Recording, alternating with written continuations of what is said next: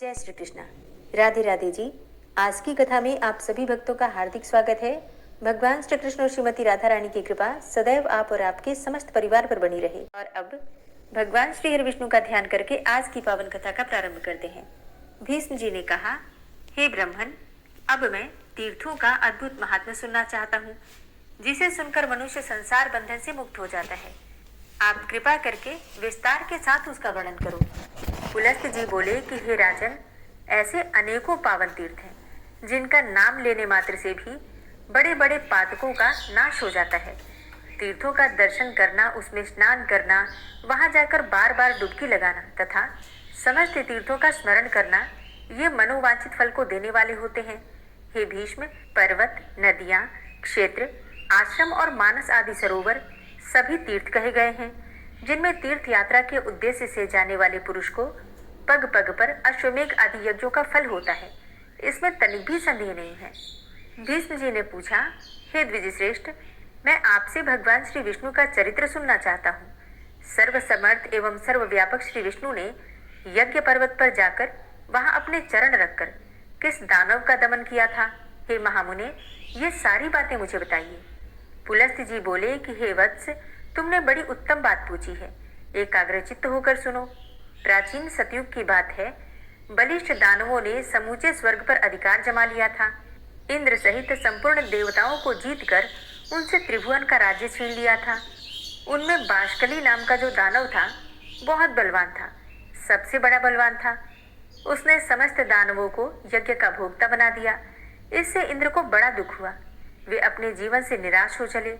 उन्होंने सोचा कि ब्रह्मा जी के वरदान से दानवराज बाष्कली मेरे तथा संपूर्ण देवताओं के लिए युद्ध में तो अवध्य हो गया है, अतः मैं ब्रह्मलोक में चलकर भगवान ब्रह्मा जी की ही शरण लूंगा, क्योंकि उनके सिवा और कोई मुझे सहारा देने वाला नहीं है। ऐसा विचार कर देवराज इंद्र संपूर्ण देवताओं को साथ लेकर तुरंत उस स्थान पर गए जहां भगवान ब्रह्मा जी विराजमान थे। और वहां जाकर इंद्र बोले, हे देव, क्या आप हमारी दशा नहीं जानते? अब हमारा जीवन कैसे रहेगा? हे प्रभु, आपके वरदान से दैत्यों ने हमारा सर्वस्व छीन लिया। मैं दुरात्मा बाष्कली की समस्त करतूतें आपको पहले ही बता चुका हूँ। पितामह, आप ही हमारे पिता हैं। हमारी रक्षा के लिए शीघ्र ही कोई उपाय कीजिए। संसार से वेद पाठ और यज्ञ याग आदि सब उठ गए। उत्सव और मंगल की तो बातें जाती ही रही। सबने अध्ययन करना छोड़ दिया है। दंड नीति भी उठा दी गई है। अब इन सब कारणों से संसार के जो प्राणी हैं, किसी तरह सांस मात्र ले रहे हैं। जगत पीड़ाग्रस्त तो था ही, अब और भी कष्टतर दशा को पहुंच गया है। इतने समय में हम लोगों को बड़ी ग्लानि उठानी पड़ी है। ब्रह्मा जी ने कहा, हे देवराज, मैं जानता हूँ बाष्कली बड़ा नीच है और वरदान पाकर घमंड से भर गया है। यद्यपि तुम लोगों के लिए वह अजेय है, तथापि मैं समझता हूँ कि भगवान श्री हरि विष्णु उसे अवश्य ठीक कर देंगे। पुलस्त जी कहते हैं कि उस समय ब्रह्मा जी समाधि में स्थित हो गए। उनके चिंतन करने पर ध्यान मान से चतुर्भुज भगवान श्री विष्णु थोड़े ही समय में सबके देखते देखते वहां आ पहुंचे। भगवान श्री विष्णु बोले, ब्राह्मण, इस ध्यान को छोड़ो। जिसके लिए तुम ध्यान करते हो, वही मैं साक्षात तुम्हारे पास आ गया हूँ। ब्रह्मा जी ने कहा, स्वामी ने यहाँ आकर मुझे दर्शन दिया, यह बहुत बड़ी कृपा हुई। जगत के लिए जगदीश्वर को जितनी चिंता है, उतनी और किसको हो सकती है। मेरी उत्पत्ति भी आपने जगत के लिए ही की थी और जगत की यह दशा है, अतः उसके लिए भगवान का यह शुभागमन वास्तव में कोई आश्चर्य की बात नहीं है। हे प्रभु, विश्व के पालन का कार्य आपके ही अधीन है। इस इंद्र का राज्य बाष्कली ने छीन लिया है। चराचर प्राणियों के सहित त्रिलोकी को अपने अधिकार में कर लिया है। हे केशव, अब आप ही सलाह देकर अपने इस सेवक की सहायता कीजिए। ब्रह्मा जी की इस प्रकार की बातें सुनकर भगवान श्री वासुदेव जी ने कहा, ब्राह्मण, तुम्हारे वरदान से यह दानव इस समय अवध्य है, तथापि उसे बुद्धि के द्वारा बंधन में डालकर परास्त किया जा सकता है। मैं दानवों का विनाश करने के लिए वामन रूप धारण करूंगा। ये इंद्र मेरे साथ बाष्कली के घर चलें और वहां पहुंचकर मेरे लिए इस प्रकार वर की याचना करें, राजन, इस बौने ब्राह्मण के लिए 3 पग भूमि का दान कीजिए। हे महाभाग, इनके लिए मैं आपसे याचना करता हूँ। ऐसा कहने पर वह दानव राज अपने प्राण तक दे सकता है। पितामह, उस दानव का दान स्वीकार करके पहले उसे राज्य से वंचित करूंगा, फिर उसे बांधकर पाताल का निवासी बना दूंगा। यो कहकर भगवान श्री विष्णु अंतर्ध्यान हो गए। तदनंतर कार्य साधन के अनुकूल समय आने पर संपूर्ण प्राणियों पर दया करने वाले देवादिदेव भगवान ने देवताओं का हित करने के लिए अदिति का पुत्र होने का विचार किया। भगवान ने जिस दिन गर्भ में प्रवेश किया, उस दिन स्वच्छ वायु बहने लगी। संपूर्ण प्राणी बिना किसी उपद्रव के अपने अपने इच्छित पदार्थ प्राप्त करने लगे। वृक्षों से फूलों की वर्षा होने लगी। समस्त दिशाएं निर्मल हो गईं तथा सभी मनुष्य सत्यपरायण हो गए। देवी अदिति ने 1000 दिव्य वर्षों तक भगवान को गर्भ में धारण किया। इसके बाद वे भूत भावन प्रभु वामन रूप में प्रकट हुए।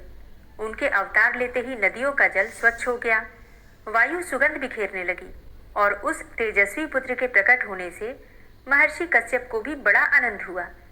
तीनों लोकों में निवास करने वाले समस्त प्राणियों के मन में अपूर्व उत्साह भर गया और भगवान जनार्दन का प्रादुर्भाव होते ही स्वर्गलोक में नगारे बज उठे और अत्यंत हर्षोल्लास के कारण त्रिलोकी के मोह और दुख नष्ट हो गए। गंधर्वों ने अत्यंत उच्च स्वर से संगीत आरंभ किया।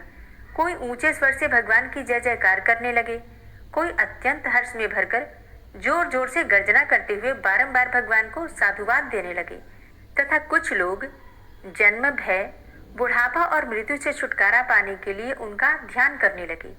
इस प्रकार यह संपूर्ण जगत सब ओर से अत्यंत प्रसन्न हो उठा। देवता लोग मन ही मन विचार करने लगे कि ये तो साक्षात परमात्मा श्री विष्णु हैं। ब्रह्मा जी के अनुरोध से जगत की रक्षा के लिए इन जगदीश्वर ने यह छोटा सा शरीर धारण किया है। यही ब्रह्मा, यही विष्णु और यही महेश्वर है। देवता, यज्ञ और स्वर्ग सब कुछ यही है, इसमें तनिक भी संदेह नहीं है। यह संपूर्ण चराचर जगत भगवान श्री विष्णु से व्याप्त है। ये एक होते हुए भी पृथक शरीर धारण करके ब्रह्मा के नाम से विख्यात है। जिस प्रकार बहुत से रंग वाली वस्तुओं का सानिध्य होने पर स्फटिक मणि विचित्र सी प्रतीत होने लगती है, उसी प्रकार मायामय गुणों के संसर्ग से स्वयंभू परमात्मा की नाना रूपों में प्रतीति होती है। जैसे एक ही गार्हपत्य अग्नि, दक्षिणाग्नि तथा आवग्नियाग्नि आदि भिन्न भिन्न संज्ञाओं को प्राप्त होती है, उसी प्रकार ये एक ही श्री विष्णु ब्रह्मा आदि अनेकों नाम एवं रूपों में उपलब्ध होते हैं। ये भगवान सब तरह से देवताओं का कार्य सिद्ध करेंगे। शुद्ध चित्त वाले देवगण जब इस प्रकार सोच रहे थे, उसी समय भगवान वामन इंद्र के साथ बाष्कली के घर आए। उन्होंने दूर से ही बाष्कली की नगरी को देखा, जो परकोटे से घिरी थी। सब प्रकार के रत्नों से सजे हुए ऊंचे ऊंचे सफेद महल, जो आकाशचारी प्राणियों के लिए भी अगम्य थे, उस पुरी की शोभा बढ़ा रहे थे। नगर की सड़कें बड़ी ही सुंदर एवं क्रमबद्ध बनाई गई थी। कोई ऐसा पुष्प नहीं, ऐसी कोई विद्या नहीं, ऐसा कोई शिल्प नहीं तथा ऐसी कोई कला नहीं जो बाष्कली की नगर में मौजूद न रही हो। वहीं रहकर दानवराज बाष्कली चराचर प्राणियों सहित समस्त त्रिलोकी का पालन करता था। वह धर्म का ज्ञाता, कृतज्ञ, सत्यवादी और जितेंद्रिय था। सभी प्राणी बड़ी सुगमता पूर्वक मिल सकते थे। न्याय अन्याय का निर्णय करने में उसकी बुद्धि बड़ी ही कुशल थी।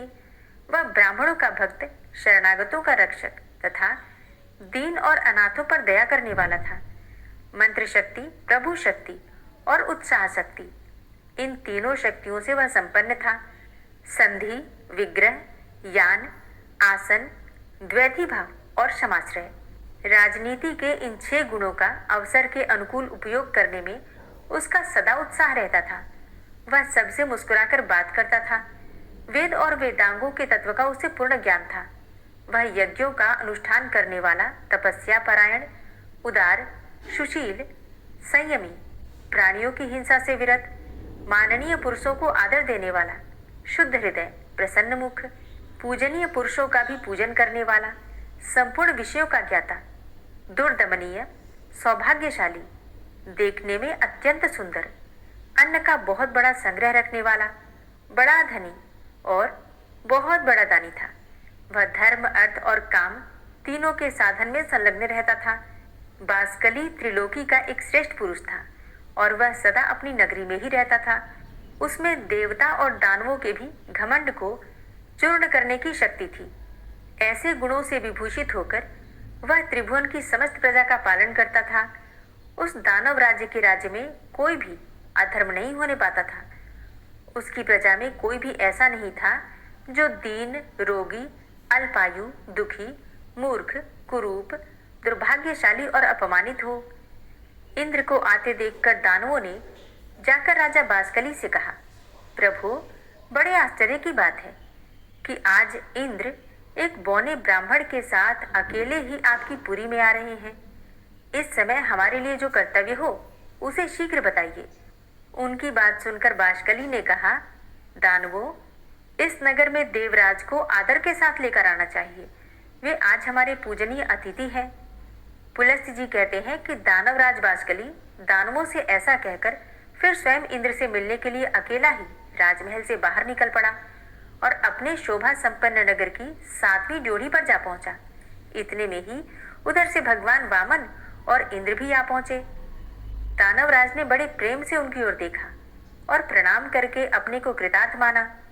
वह हर्ष में भरकर सोचने लगा कि मेरे समान धन्य तो दूसरा कोई है ही नहीं, क्योंकि आज मैं त्रिभुवन की राज्य लक्ष्मी से संपन्न होकर इंद्र को याचक के रूप में अपने घर पर आया देखता हूँ।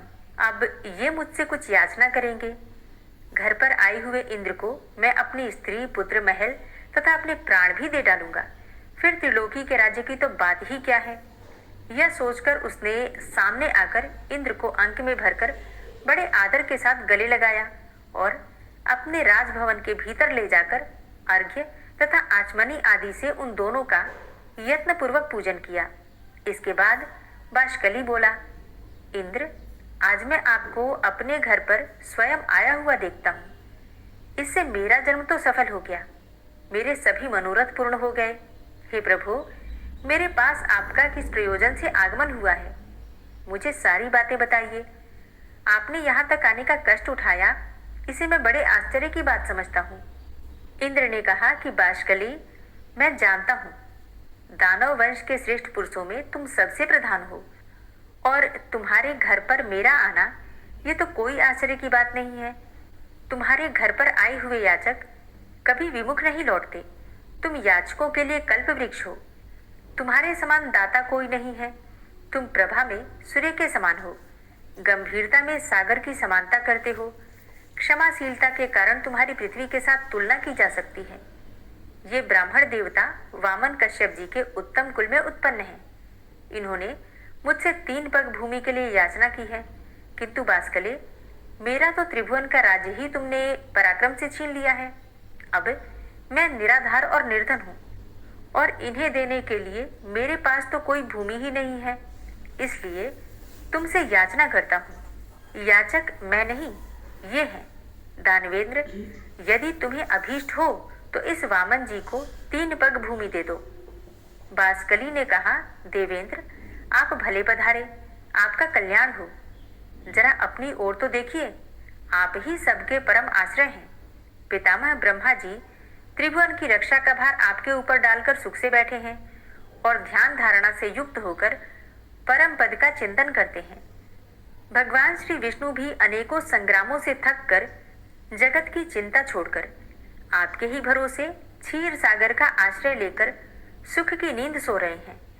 उमानाथ भगवान शंकर भी आपको ही सारा भार सौंपकर कैलाश पर्वत पर विहार करते हैं। मुझसे भिन्न बहुत से दानवों को, जो बलवानों से भी बलवान थे, आपने अकेले ही मार गिराया। 12 आदित्य, 11 रुद्र, दोनों अश्विनी कुमार, 8 वसु तथा सनातन देवता धर्म, ये सब लोग आपके ही बाहुबल का आश्रय लेकर स्वर्ग लोक में यज्ञ का भाग ग्रहण करते हैं।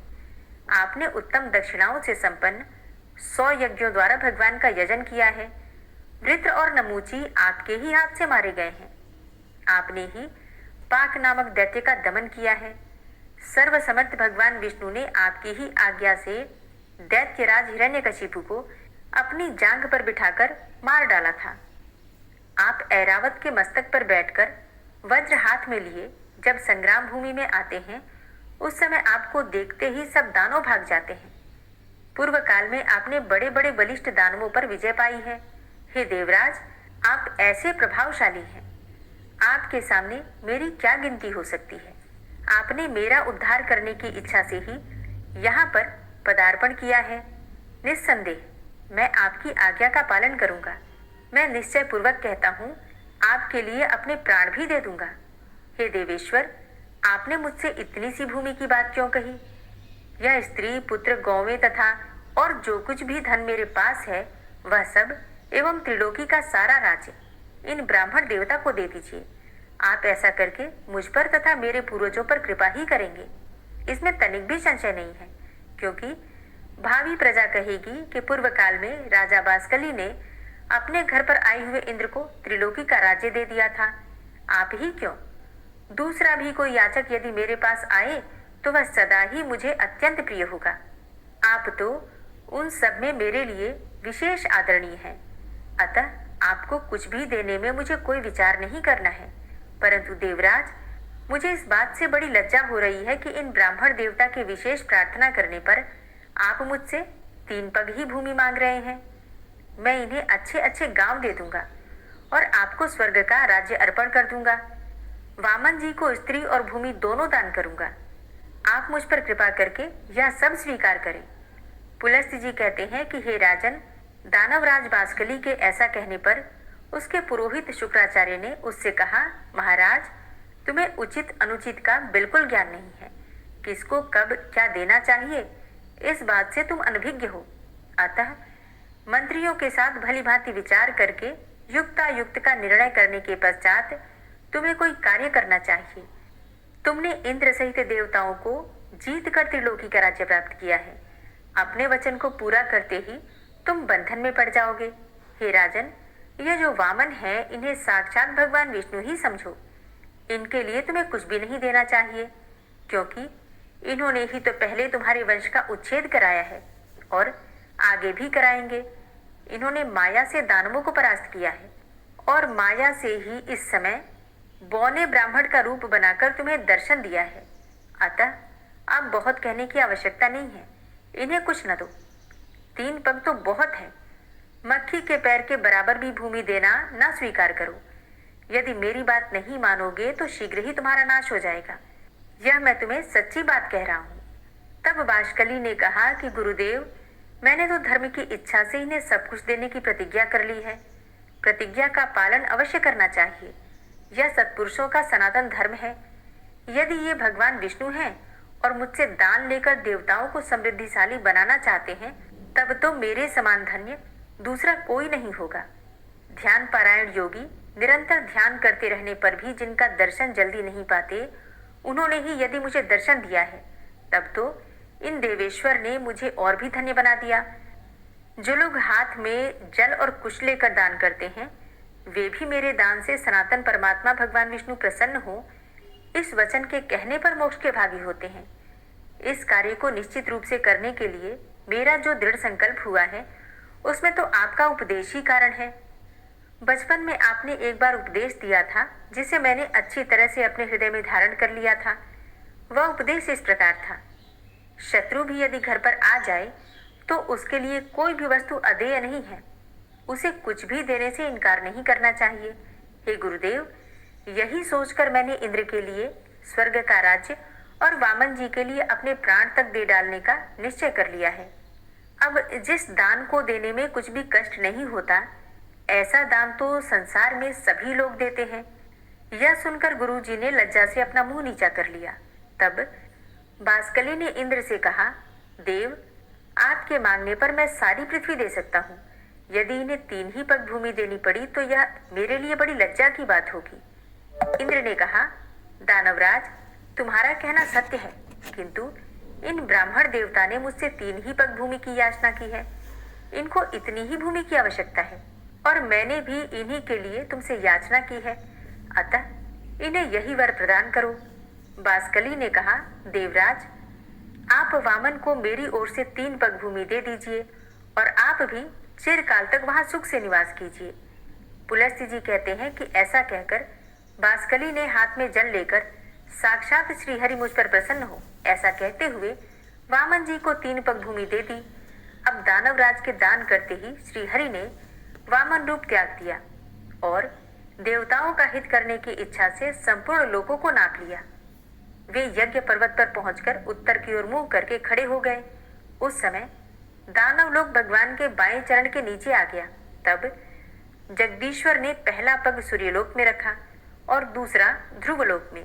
फिर अद्भुत कर्म करने वाले भगवान ने तीसरे पग से ब्रह्मांड पर आघात किया। उनके अंगूठे के अग्रभाग से लगकर ब्रह्मांड कटा फूट गया, जिससे बहुत सा जल बाहर निकला और उसे ही भगवान श्री विष्णु के चरणों से प्रकट होने वाली वैष्णवी नदी गंगा कहते हैं। गंगा जी अनेकों कारणवश भगवान श्री विष्णु के चरणों से प्रकट हुई हैं। उनके द्वारा चराचर प्राणियों सहित समस्त त्रिलोकी व्याप्त है। तत्पश्चात भगवान श्री वामन ने बासकली से कहा, मेरे 3 पग पूर्ण करो। बासकली ने कहा, भगवान, आपने पूर्व काल में जितनी बड़ी पृथ्वी बनाई थी उसमें से मैंने कुछ भी छिपाया नहीं है। पृथ्वी छोटी है और आप महान हैं। मुझ में सृष्टि उत्पन्न करने की शक्ति नहीं है, जिससे कि दूसरी पृथ्वी बनाकर आपके 3 पग पूर्ण करूं। हे देव, आप जैसे प्रभुओं की इच्छा शक्ति ही मनोवांछित कार्य करने में समर्थ है। सत्यवादी बाष्कली को निरुत्तर जानकर भगवान श्री विष्णु बोले, दानवराज, बोलो, मैं तुम्हारी कौन सी इच्छा पूर्ण करूं? तुम्हारा दिया हुआ संकल्प का जल मेरे हाथ में आया है, इसलिए तुम वर पाने के योग्य हो, वरदान के उत्तम पात्र हो। तुम्हें जिस वस्तु की इच्छा हो मांगो, मैं उसे दूंगा। बाष्कली ने कहा, हे देवेश्वर, मैं आपकी भक्ति चाहता हूँ। मेरी मृत्यु भी आपके ही हाथों से हो और जिससे कि मुझे आपके परम धाम श्वेतद्वीप की प्राप्ति हो, जो तपस्वियों के लिए भी दुर्लभ है। पुलस्त जी कहते हैं, बाष्कली के ऐसा कहने पर भगवान श्री विष्णु ने कहा, तुम 1 कल्प तक ठहरे रहो। जिस समय वाराह रूप धारण करके मैं रसातल में प्रवेश करूंगा, उसी समय तुम्हारा वध करूंगा। इससे तुम मेरे रूप में लीन हो जाओगे। भगवान के ऐसे वचन सुनकर वह दानव उनके सामने से चला गया। भगवान भी उससे त्रिलोकी का राज्य छीनकर अंतर्ध्यान हो गए। बाष्कली पाताल लोक का निवासी होकर सुखपूर्वक रहने लगा। बुद्धिमान इंद्र तीनों लोकों का पालन करने लगे। यह जगत गुरु भगवान श्री विष्णु के वामन अवतार का वर्णन है। इसमें श्री गंगा जी के प्रादुर्भाव की कथा भी आ गई है। यह प्रसंग सब पापों का नाश करने वाला है। यह मैंने श्री विष्णु के 3 पगों का इतिहास बतलाया है, जिसे सुनकर मनुष्य इस संसार में संपूर्ण पापों से मुक्त हो जाता है। श्री विष्णु के पगों का दर्शन कर लेने पर उसके दुष्स्वप्न, दुश्चिंता और घोर पाप शीघ्र ही नष्ट हो जाते हैं। पापी मनुष्य प्रत्येक युग में यज्ञ पर्वत पर स्थित श्री विष्णु के चरणों का दर्शन करके पाप से छुटकारा पा जाते हैं। हे भीष्म, जो मनुष्य मौन होकर यज्ञ पर्वत पर चढ़ता है अथवा तीनों पुष्करों की यात्रा करता है, उसे अश्वमेघ यज्ञ का फल मिलता है और वह सब पापों से मुक्त होकर मृत्यु के पश्चात श्री विष्णु के धाम में चला जाता है। हरे कृष्णा। आज की कथा का यहीं पर समापन करती हूँ। उम्मीद करती हूँ ये कथा आपको जरूर पसंद आई होगी। ओम विश्वं विष्णुर्वषट्कारो भूतभव्य भवत्प्रभु भूतकृत भूतभृद्भावो भूतात्मा भूतवाहन भूतात्मा परमात्मा च मुक्तानां परमागति अव्ययः पुरुषः साक्षी क्षेत्रज्ञो अक्षर एव च योगो योगविदां नेता प्रधान पुरुषेश्वरः नारसिंहवपुः श्रीमान् केशवः पुरुषोत्तमः सर्वः शर्वः शिवस्थाणुर्भूतादिर्निधिर्व्ययः संभवो भावनो भर्ता प्रभवः प्रभुरीश्वरः स्वयंभू शंभुरादित्यः पुष्कराक्षो महास्वनः अनादिनिधनो धाता विधाता धातुरुत्तमः अप्रमेयो ऋषिकेश पद्मनाभो अमरप्रभु विश्वकर्मा मनुस्त्वष्टा स्थविष्ठा स्थविरो ध्रुवः अग्राह्यः शाश्वतः कृष्णो लोहिताक्षः प्रतर्दनः प्रभूतस्त्रिककुब्धाम पवित्रं मङ्गलं परम् ईशानः प्राणदः प्राणो ज्येष्ठः श्रेष्ठः प्रजापति हिरण्यगर्भो भूगर्भो माधवो मधुसूदनः ईश्वरो विक्रमी धन्वी मेधावी विक्रमः क्रमः अनुत्तमो दुराधर्षः कृतज्ञः कृतिरात्मवान् सुरेशः शरणं शर्म विश्वरेताः प्रजाभवः अह संवत्सरो व्याल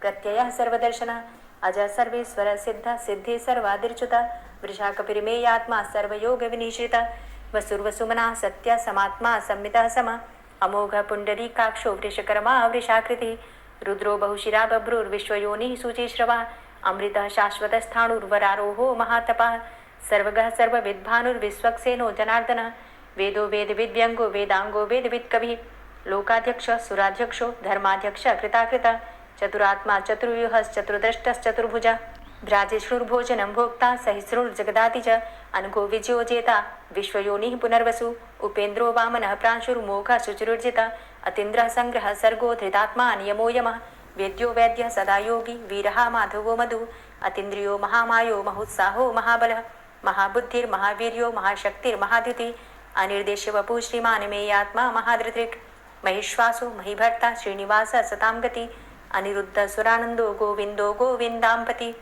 मरीचिर्दमनो हंस सुपर्णो भुजगोत्तम हिरण्यनाभ सुतपा पद्मनाभ प्रजापति अमृत्यु सर्वदिक्सिंह संधाता संधिमान स्थिर अजो दूर्मर्षण शास्ता विश्रुतात्मा सुरारिः गुरुर्गुर्तमो धाम सत्य सत्य पराक्रम निमिषो अनिमिषो श्रग्वी वाचस्पति रुदारथि अग्रणिर्ग्रामणी श्रीमान् न्यायो नेता समीरण सहस्रमूर्धा विश्वात्मा सहस्राक्ष सहस्रपात आवर्तनो निवृत्तात्मा संवृतः संप्रमर्दन अहसंवर्तको वह निर्निलोधरणीधरः सुप्रसादः प्रसन्नात्मा विश्वदृक् विशुभुग् विभु सत्कर्ता सत्कृतः साधु जहनुर्नारायणो नरः असंख्येयो अप्रमेयात्मा विशिष्टशिष्टकृच्छुवि सिद्धार्थ सिद्धसंकल्प सिद्धिदः सिद्धिसाधनः वृषाहि वृषभो विष्णुर्विष्पर्वा वृषोदरः वर्धनो वर्धमानश्च विविक्तः श्रुतिसागरः सुभुजो दूर्धरो वाग्मी महेन्द्रो वसुदो वसु नैकरूपो बृहद्रूप शिपिविष्टः प्रकाशनः ओजस्तेजो द्युतिधर प्रकाशात्मा प्रतापनः रिद्धस्पष्टाक्षरो मन्त्रश्चन्द्रांशुर्भास्करद्युतिः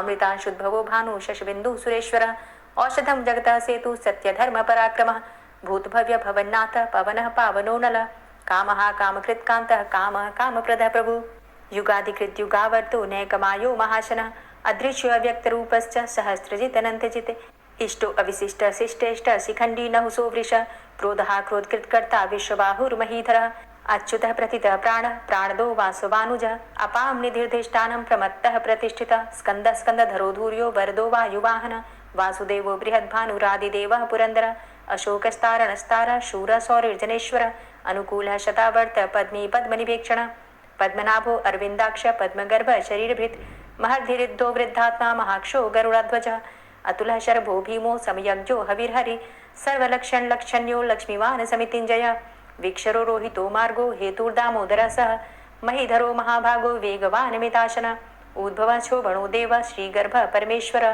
करणं कारणं कर्ता विकर्ता गहनो गुह व्यवसायो व्यवस्थान संस्थान स्थानदो ध्रुव परर्थी परमस्पस्तुष्ट पुष्ट सुभेक्षण रामो विरामो विरजो मार्गो नेयो नयोनयः वीर शक्तिमतां श्रेष्ठो धर्मो धर्मविदुत्तमः वैकुंठ पुरुष प्राण प्राणदः प्रणवः पृथु हिरण्यगर्भ शत्रुघ्नो व्याप्तो वायुरुधोक्षजः ऋतु सुदर्शनः कालः परमेष्ठी परिग्रह उग्रः संवत्सरो दक्षो विश्रामो विश्वदक्षिणः विस्तारस्थावरस्थाणु प्रमाणं बीजमव्ययम् अर्थो अनर्थो महाकोशो महाभोगो महाधनः अनिर्विण्ण स्थविष्टोभू धर्मयुपो महामख नक्षत्रनेमिर नक्षत्री क्षमा छामः समीहन यज्ञ इज्यो महिज्यश्च क्रतुसत्रं सतां गतिः सर्वदर्शी विमुक्तात्मा सर्वज्ञो ज्ञानमुत्तमं सुव्रतः सुमुखः सुष्मा सुघोषः सुखदः सुहृतः मनोहरो जित्क्रोधो वीरबाहुर्विदारणः स्वापनः स्ववसो व्यापी नैकात्मा नैककर्मकृत् वत्सरो वत्सलो वत्सी रत्नगर्भो धनेश्वरः धर्मगुप्त धर्मकृत् धर्मी सदसक्षरमक्षरम् अविज्ञाता सहस्रांशुर्विधाता कृतलक्षणः गवस्थिनेमिः सत्त्वस्थः सिंहो भूतमहेश्वरः आदिदेवो महादेवो देवेशो देवभृद्गुरुः उत्तरो गोपतिर्गोप्ता ज्ञानगम्यः पुरातनः शरीरभूतभृद्भोक्ता कपीन्द्रो भूरि दक्षिणः सोमभो अमृतपः सोमः पुरुजित पुरुषोत्तमः विनियोजय सत्यसन्धो दाशाः सात्वतां जीवो विनयिता साक्षी मुकुन्दो अमितविक्रमः अम्भो निद्रणन्तात्मा महोदधी शयोन्तकः अजोमहारः स्वाभाव्यो जितामित्रः प्रमोदनः आनन्दो नन्दनो नन्दः सत्यधर्मा त्रिविक्रमः महर्षि कपिलाचार्यः कृतज्ञो मेदिनीपतिः त्रिपदस्त्रिदशाध्यक्षो महाशृङ्गः कृतान्तकृत् महावराहो गोविन्दः सुखेणः कनकाङ्गदी गुह्यो गभीरो गहनो गुप्तश्चक्रगदाधरः वेथा स्वाङ्गो अजितः कृष्णो दृढः सङ्कर्षणोच्युतः वरुणो वारुणो वृक्षः पुष्कराक्षो महामनाः भगवान् भगानन्दी वनमाली हलायुधः आदित्यो ज्योतिरादित्यः सहिष्णुर्गतिसत्तमः सुधन्वाखण्ड परशुर्दारुणो द्रविडप्रदः दिविस्त्रिक्सरदृग्व्यासो वाचस्पतिर्योनिजः त्रिसामा सामगः साम निर्वाणं भेषजं भिषक् संन्यासकृच्छमः शान्तो निष्ठा शान्तिः परायणं शुभाङ्गः शान्तिदः स्रष्टा कुमुदः कुवलेशय गोहितो गोपतिर्गोप्ता वृषभाक्षो वृषप्रिय अनिवर्ति निवृतात्मा संक्षेप्ता क्षेमकृच्छिव श्रीवत्सवक्षा श्रीवास श्रीपति श्रीमतांबर श्रीद श्रीश श्रीनिवास श्रीनिधि श्रीविभावन श्रीधर श्रीकर श्रेय श्रीमान लोकत्रयाश्रय स्वक्ष स्वंग शतानंदो नंदिर्जो तिर्गणेश्वर विजितात्मा विधेयात्मा सत्कीर्तिश्छिन्न संशय उदीर्ण सर्वतक्षसुर निशा शाश्वत स्थिर भूषयो भूषणो भूतिर्विशोकः शोकनाशन अर्चिष्मान अर्चिता कुंभो विशुद्धात्मा विशोधन अनिरुद्धो अप्रतिरथ प्रद्युम्नो अमित विक्रम कालनेमि निहावीर शौरी सूरजनेश्वर त्रिलोकात्मा त्रिलोकेशः केशवः केशिहारी कामदेवः कामपालः कामीकान्तः कृतागमः अनिर्देशव पुर्विष्णोर्वीरो अनंतो धनंजय ब्रह्मण्यो ब्रह्मकृत् ब्रह्मा ब्रह्म ब्रह्म विवर्धन ब्रह्मविद् ब्राह्मणे ब्रह्मी ब्रह्मज्ञो ब्राह्मण प्रिय महाक्रमो महाकर्मा महातेजा महोरगः महाक्रतुर्महायज्वा महायज्ञो महाहवि स्तव्यस्तव प्रिय स्तोत्रं स्तुतिस्तोतारण प्रिय पूर्णः पुरैता पुण्य पुण्यकीर्तिर्नामय मनोजवस्तीर्थकरो वसुरेता वसुप्रद वसुप्रदो वासुदेव वसुर्वसुमनाहवि सद्गतिः सत्कीर्तिः सत्ता सद्भूति सत्परायणः शूरसेनो यदुश्रेष्ठ सन्निवासः सुयामुनः भूतावासो वासुदेवः सर्वासु निलयोनलः दर्पः दर्पदो दृप्तो दूर्धरोधा पराजितः विश्वमूर्तिर्महामूर्तिर्दीप्तमूर्तिर्मूर्तिमान् अनेकमूर्तिरव्यक्तः शतमूर्तिः शताननः एको नैकः सवः किं यत्तत्पदमनुत्तमं लोकबन्धुर्लोकनाथो माधवो भक्तवत्सलः सुवर्णवर्णो हेमांगो वरांगश्चन्दनांगदी वीरः विषमः शून्यो घृताशीरचलश्चलः अमानी मानदो मान्यो लोकस्वामी त्रिलोकदृक् सुमेधा मेधजो धन्यः सत्यमेधा धराधर तेजो वृषः द्वितिधर सर्वशस्त्रभृतांबर प्रग्रहो निग्रहो व्यग्रो नैकशृंगो गदाग्रज चतुर्मूर्तिश्चतुर्बाहुश्चतुर्व्यूहश्चतुर्गति चतुरात्मा चतुर्भावश्चतुर्वेद विदेकपात समावर्तो अनिवृतात्मा दुर्जयो दुरतिक्रम दुर्लभो दुर्गमो दुर्गो दुरावासो दुरारिहा शुभांगो लोक सारंग सुतंतुस्तंतुवर्धन इंद्रकर्मा महाकर्मा कृतकर्मा कृतागम उद्भव सुंदर सुंदो रत्ननाभ सुलोचन अर्को वाजसन श्रृंगी जयंत सर्वविजयी सुवर्ण बिंदु रक्षोभ्य सर्वभागीश्वरेश्वर महाहृदो महागर्तो महाभूतो महानिधि कुमुदः कुंदरः कुंदः पर्जन्यः पावनो नीलः अमृताशो अमृतवपुः सर्वज्ञः सर्वतोमुख सुलभः सुव्रतः सिद्धः शत्रुजित् शत्रुतापनः न्यग्रोधो दुम्बरो अस्वस्थश्चाणुरान्ध्रनिषूदनः सहस्रार्चिः सप्तजिह्वः सप्तैधा सप्तवाहनः अमूर्तिरणघो अचिन्त्यो भयकृद् भयनाशनः अणुर्बृहत्कृशस्थूलो गुणभृन्निर्गुणो महान् अधृतः स्वधृतः स्वास्य प्राग्वंशो वंशवर्धनः भारभृति कथितो योगी योगी स सर्वकामद आश्रम श्रमण छाम सुपर्णो वायुवाहन धनुर्धरो धनुर्वेदो दंडोदमयितादम अपराजितः सर्वसहो नियंता नियमो यमः सत्ववान् सात्विकः सत्य सत्यधर्मपरायण अभिप्रायः प्रियार्होर्ह प्रियकृत् प्रीतिवर्धनः विहाय सगतिर्ज्योति सुरुचिर्हुद्भुग्विभु रविर्विलोचनः सूर्य सविता रविलोचनः अनंतो हुद्भुग्भोक्ता सुखदो नैकजोग्रज अनिर्विण्ण सदामर्षि लोकाधिष्ठानमद्भुत सनात सनातन्तमः कपिलः कपिरप्यय स्वस्तिदा स्वस्तिकृत् स्वस्ति स्वस्तिभुक् स्वस्ति दक्षिण रौद्रः कुण्डली चक्रे विक्रमयुर्जित शासन शब्दातिगः शब्दशः शिशिरः शर्वरीकर अक्रूरः पेशलो दक्षो दक्षिणः चमिणाम्बर विद्वतमो वितभय पुण्यशमन कीर्तन उत्तारणो दुष्कृतिः पुण्यो दुःस्वप्ननाशन वीरः रक्षण संतो जीवनः पर्यवस्थित अनंतरूपो अनन्तसृर्जितमन्युर्भयापः चतुरष्ट्रो गभीरात्मा विदिशो व्यादिशो दिश अनादिर्भूर्भुवो लक्ष्मी सुवीरो रुचिरांगद जननो जन्मादिर्भीमो भीम पराक्रम आधारणीले योधाता पुष्पहासः प्रजागर ऊर्ध्वग सत्पथाचार प्राणदः प्रणवपण प्रमाणं प्राणनीलियः प्राणभृत् प्राणजीवन तत्त्वं तत्त्वविदेकात्मा जन्म मृत्यु जरातिग पूर्व स्वस्तरुस्तार सविता प्रपितामह यज्ञो यज्ञपतिर्यज्वा यज्ञांगो यज्ञवाहन यज्ञभृद् यज्ञकृद्यज्ञ यज्ञभुग् यज्ञ साधन यज्ञान्तिकृद्यज्ञ गुह्यमन्यमन्नादेव च आत्मयोनिः स्वयं जातो वैखानः सामगायन देवकी नंदन स्रष्टा क्षितिसः पापनाशन शंखभृन्नन्दकी चक्री शारङ्गधन्वा गदाधर रथाङ्गपाणिरक्षोभ्य सर्वप्रहरणायुध ओम नमः इति। श्री राधा कृपा कटाक्ष स्तोत्र।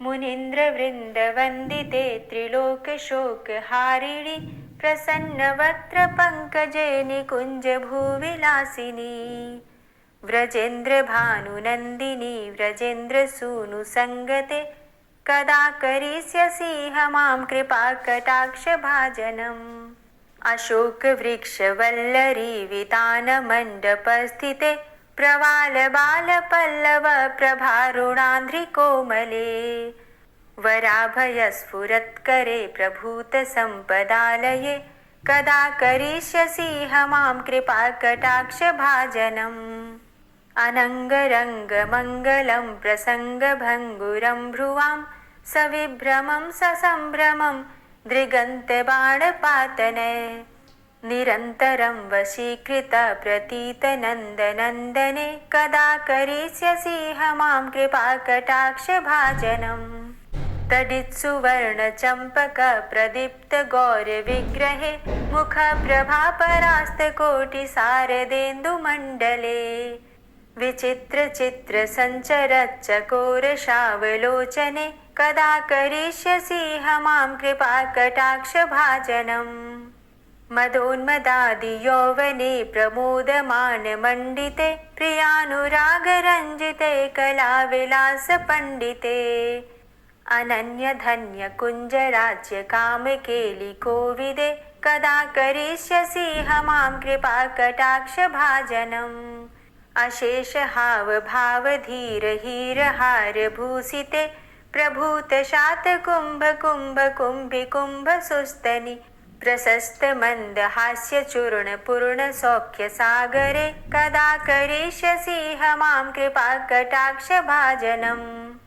मृणालवालवल्लरीतरङ्गरङ्गदौर्लते लताग्रलास्यलोलनीललोचनावलोकने ललल्लुलन्मिलन्मनोज्ञमुग्धमोहिनाश्रिते कदा करिष्यसि मां कृपाकटाक्षभाजनम् सुवर्णमल्लिकाञ्चितत्रिरेखकम्बुकण्ठगे त्रिसूत्रमङ्गलीगुणत्रिरत्नदीप्तिदीधिते सलोलनीलकुन्तलप्रसूनगुच्छगुम्फिते कदा करिष्यसि मां कृपाकटाक्षभाजनम् नितम्बबिम्बलम्बमानपुष्पमेखलागुणे प्रशस्तरत्नकिङ्किणीकलापमध्यमञ्जुले करीन्द्रशुण्डदण्डिकावरोहशोभगोरुके कदा करिष्यसि मां कृपाकटाक्षभाजनम् अनेकमन्त्रनादमञ्जुनूपुरारवस्खलत् समाजराजहंसवंश निक्वणातिगौरवे विलोलहेमवल्लरी विडम्बिचारुचङ्क्रमे कदा करिष्यसि मां कृपाकटाक्षभाजनम् अनन्तकोटिविष्णुलोकनम्रपद्मजार्चिते हिमाद्रिजापुलोमजाविरिञ्चिजावरप्रदे अपारसिद्धिरिद्धिदिग्धसत्पदाङ्गुलीनखे कदा करिष्यसि मां कृपाकटाक्षभाजनम् मखेश्वरी क्रियेश्वरी स्वधेश्वरी सुरेश्वरी त्रिवेदभारतीश्वरी प्रमाणशासनेश्वरी रमेश्वरी क्षमेश्वरी प्रमोदकाननेश्वरी व्रजेश्वरी व्रजाधिपे श्रीराधिके नमोऽस्तुते इतीममद्भुतं स्तवं निशम्य भानुनन्दिनी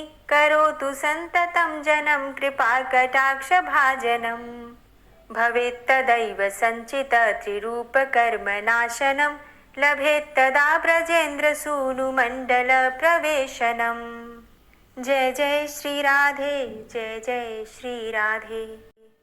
दोस्तों, उम्मीद करती हूँ आज की कथा आपको ज़रूर पसंद आई होगी। तो अगर कथा पसंद आई हो तो वीडियो को लाइक ज़रूर किया कीजिए और अगर संभव हो तो वीडियो को ज़्यादा से ज़्यादा शेयर कीजिए और हाँ, कमेंट बॉक्स में राधे राधे ज़रूर लिखा कीजिए।